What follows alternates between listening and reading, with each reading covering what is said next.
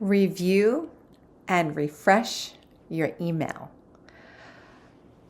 One of the best practices we have for ourselves and our clients is to review our email software and look at how many people are on our list and how many people are truly engaged.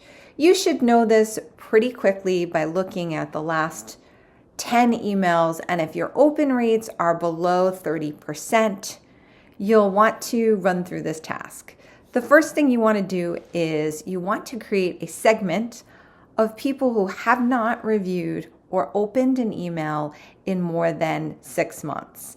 Now, you may want to do this for a longer period of time, but that is completely up to you. So for the last 6 months, if someone has not opened a single email, then you want to send them a separate email and say, hey, we have noticed you haven't been checking our information out.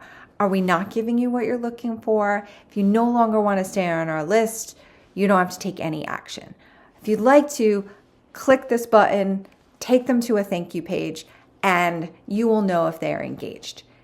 At this point, what you should then do is anyone who has taken no action, who has maybe not clicked on anything, and even if they opened it, maybe they don't want to keep receiving your messages, you want to move them into a do not send and unsubscribe them. One, this is a great way for you to save on the fees in your email marketing system by cleaning out the number of subscribers.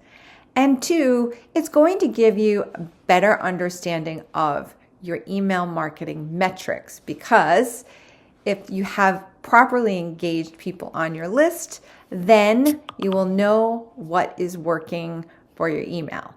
And we'll get back to that in another tip. So remember, this week, review and refresh.